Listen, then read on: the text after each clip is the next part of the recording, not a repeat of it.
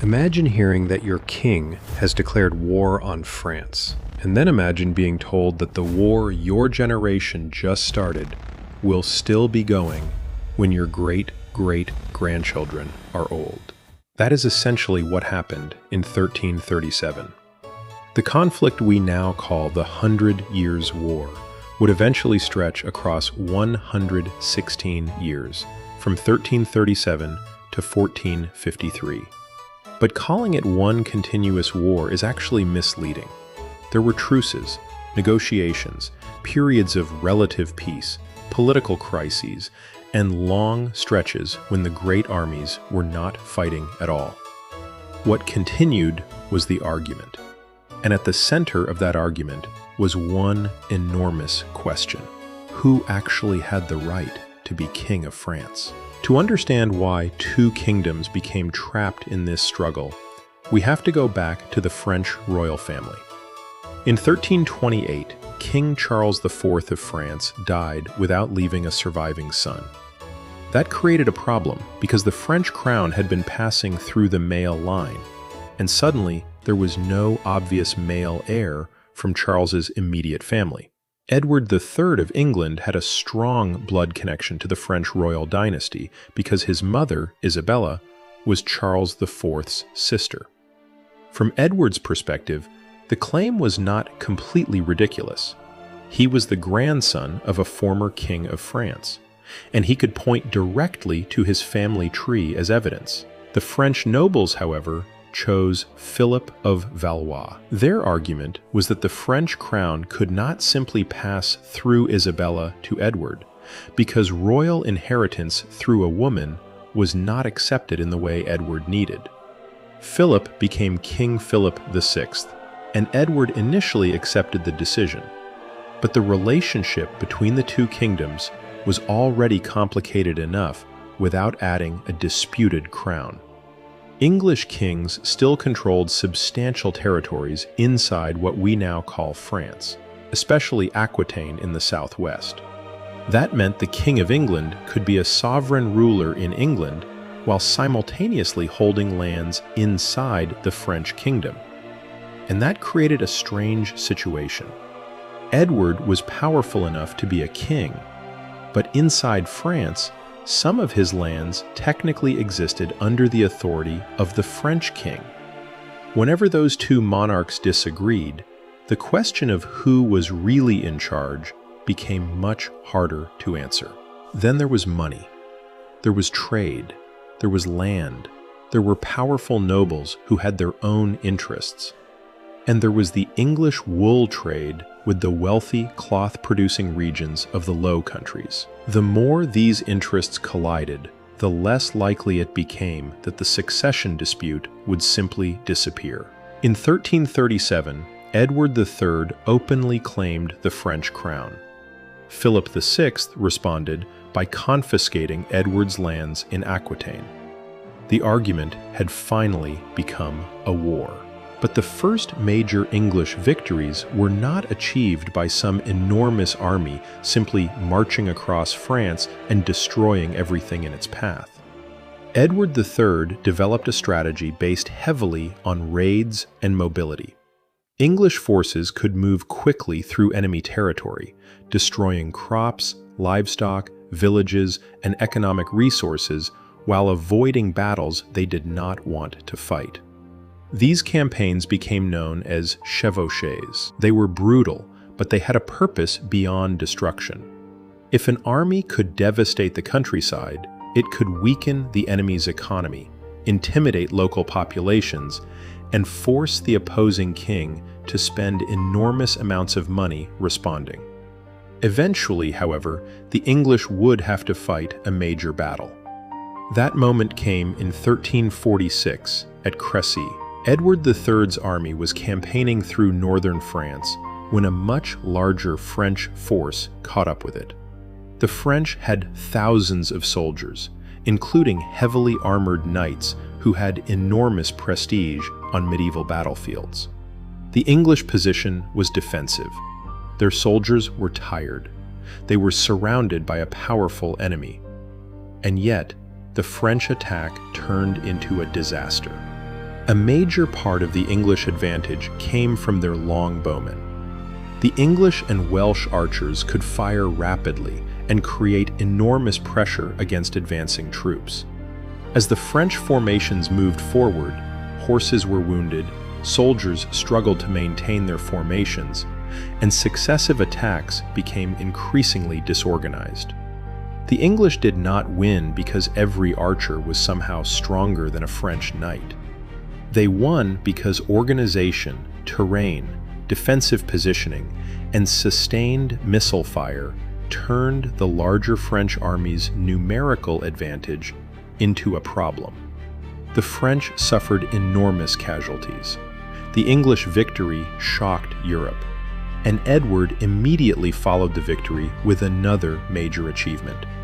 His army captured the port of Calais. That mattered because Calais gave England a permanent strategic foothold on the French coast and became an important base for future operations. For a moment, it seemed possible that England had discovered a formula for defeating France. But medieval wars have a habit of becoming much stranger than their opening victories suggest. Only 10 years later, the English achieved another remarkable victory at Poitiers. This time, the French army was again larger. The English commander was Edward, the Black Prince, the eldest son of Edward III. The French king, John II, personally took part in the battle, and when the fighting ended, King John had been captured. That was an extraordinary humiliation. A king could lose a battle and recover.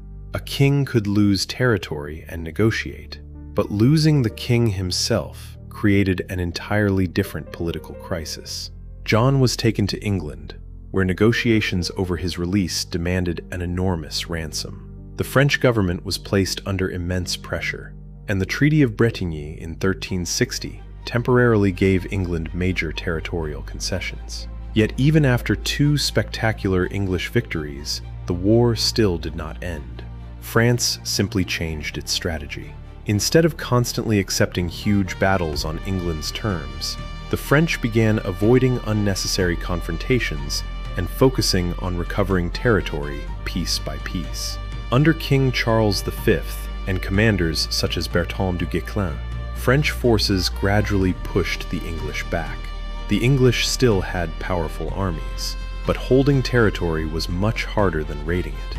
An army could win a battle in one afternoon, but a government had to feed soldiers, maintain castles, collect taxes, protect roads, and keep local populations under control for years. That difference between winning battles and actually controlling a country would become one of the central lessons of the entire conflict. Then Europe was struck by something far more devastating than either English or French armies. The Black Death arrived in the late 1340s. The plague killed enormous numbers of people across Europe, with modern estimates suggesting that perhaps a third to a half of Europe's population eventually died. Entire communities were transformed. Labor became scarce. Wages changed.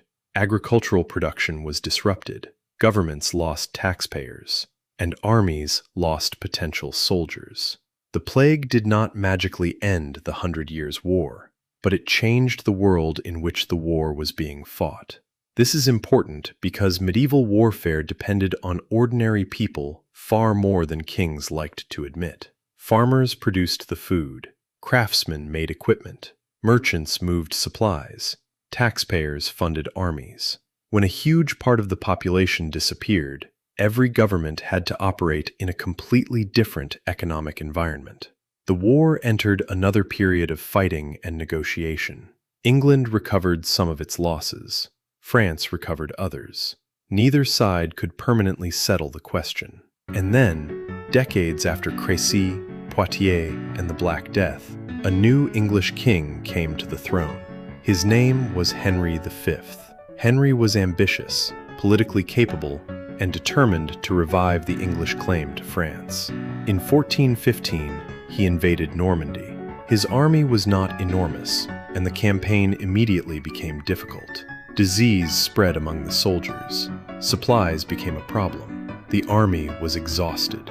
Henry's forces were trying to reach the safety of the English-controlled port of Calais when a much larger French army moved to intercept them. The two armies met near Agincourt. The situation looked terrible for the English. They were outnumbered, their soldiers were exhausted, and the battlefield had become extremely muddy after heavy rain. The French army, however, had its own problems. Thousands of soldiers were crowded into a narrow area, and the ground made movement difficult. Once the fighting began, the French numerical advantage became increasingly difficult to use. English archers attacked from the flanks. French soldiers struggled forward through the mud. Heavy armor protected them from many weapons, but it also made movement exhausting under these conditions. As more men entered the same confined space, formations became compressed. The battle turned into chaos. Agincourt became one of the most famous English victories of the entire medieval period. But Henry V understood that a battlefield victory alone was not enough. He wanted a political settlement, and eventually, in 1420, the Treaty of Troyes recognized Henry as heir to the French throne and arranged his marriage to Catherine of Valois, the daughter of the French king Charles VI. For England, this looked like the moment when decades of fighting had finally paid off. But history had one more brutal surprise. Henry V died in 1422. His son, Henry VI, was still an infant. The man who had conquered so much of France would never actually become its king, and the French did not simply accept the settlement. Charles VI had died shortly afterward, and the infant Henry VI was recognized as king by the English and their allies. But another claimant remained. Charles V's son, Charles of Valois, was still alive. He claimed the French crown for himself. His enemies mocked him as the Dauphin, and the political situation became increasingly desperate. France was divided. The English controlled large territories. The Burgundians, powerful allies of England, controlled important parts of the country. Charles had supporters, but his position seemed fragile. Then a teenage girl arrived who would become one of the most famous figures in medieval history. Her name was Joan of Arc. Joan was born around 1412 in the village of Domremy. She came from a relatively ordinary rural family. She was not a noblewoman. She had not spent years studying military strategy. She had no battlefield experience comparable to the commanders around her. Yet Joan believed that she had received divine instructions to support Charles and help drive the English from France. Her conviction was extraordinary. She eventually persuaded Charles's supporters to let her join the army. In 1429, French forces were fighting to relieve the English siege of Orléans. The city was strategically important, but it also had enormous symbolic importance. If Orléans fell, Charles's position could become even more vulnerable. Joan arrived and became a powerful source of morale for the French forces. The French attacked the English positions around the city. After a series of engagements, the siege was lifted. Joan had not personally won the battle through some supernatural weapon. Her importance was psychological and political as much as military. She helped convince people that France could still fight back, and that mattered enormously. Charles eventually traveled to Reims and was crowned King Charles VII. The coronation gave his cause legitimacy at exactly the moment when legitimacy mattered most. But Joan's own story ended tragically. In 1430, she was captured by Burgundian forces. She was transferred to an English-backed trial and accused of heresy and other offenses. After the trial, she was executed at Rouen in 1431. She was only 19 years old. Yet her death did not restore English control. If anything, her story became part of the growing French determination to continue the struggle. The balance was beginning to shift. Charles V reorganized the French military. The French crown developed more reliable taxation. Permanent forces became increasingly important. Artillery became more effective. And France became better at sustaining warfare without relying entirely on temporary feudal armies. Meanwhile, England faced its own problems. The English government was spending enormous amounts of money trying to maintain territories thousands of kilometers from its political center. English nobles were divided. France was becoming harder to conquer. And the original strategic advantage that had produced victories at Crécy and Agincourt was becoming less decisive. The French began taking territory back. Normandy fell. Other English possessions disappeared. The great English position in France slowly collapsed. By the 1440s, the war looked completely different from the world Edward III had known. Then in 1450, French forces defeated the English at Formigny, helping to destroy English control of Normandy. 3 years later, the Battle of Castillon delivered another major French victory. Castillon is often treated as the final major battle of the 100 Years' War. The English suffered a crushing defeat.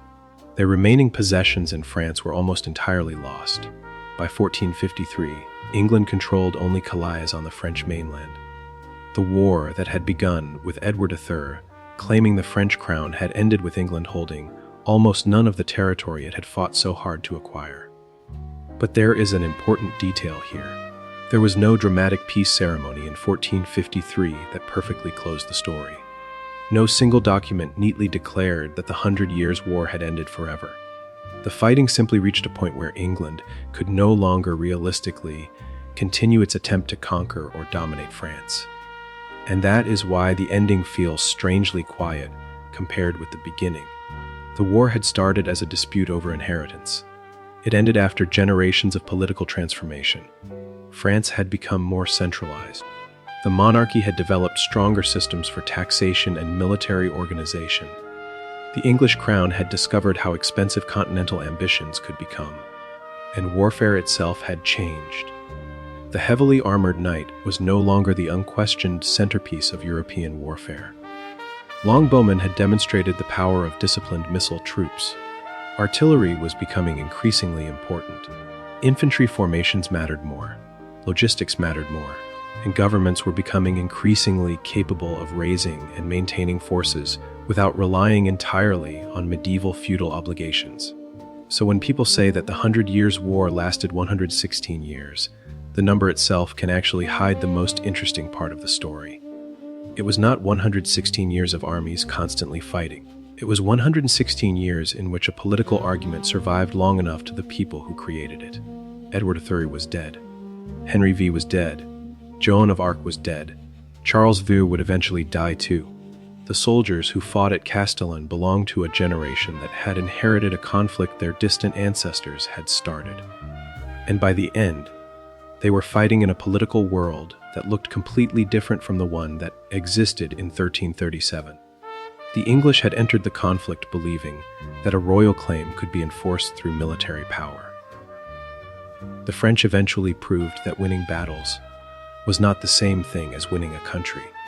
The war began with a question about who deserved a crown, but its consequences reached far beyond the crown itself. It helped strengthen French political identity. It encouraged stronger central government. It changed military technology and organization. And it showed European rulers that a war could not be sustained simply because a king wanted something badly enough. In the end, England did not get the French crown. France survived. And the strange part is that neither side could have fully understood what the conflict was becoming while they were living through it. A king in 1337 could not see the armies of 1453. A soldier at Agincourt could not imagine Joan of Arc. And Joan could never see the French victory at Castillon. Each generation inherited part of the argument, fought its own battles, and passed the consequences to the next. That is why the 100 Years' War was never really one war. It was a chain of wars connected by memory, ambition, inheritance, and revenge. And perhaps that is the most unsettling lesson of the entire story. A conflict can begin because one person believes they have a legitimate claim. Then another generation inherits that claim. Then another inherits the hatred created by it. And eventually, people can spend centuries fighting over something whose original meaning has almost disappeared. The 100 Years' War did not simply decide who would rule France. It helped transform what France and England themselves would become. The crown was the reason the war began, but the world it created was the real victory. If you enjoyed this story, make sure to like and subscribe. Because the war with France was over, but England's problems were just beginning. The 100 Years' War had left England with a weakened position, enormous political tensions, and powerful nobles competing for influence. And only a few years later, England would turn its attention away from France and toward itself. Next, we enter the Wars of the Roses, England's brutal civil war between rival branches of the royal family. The enemy was no longer across the Channel. It was inside England itself.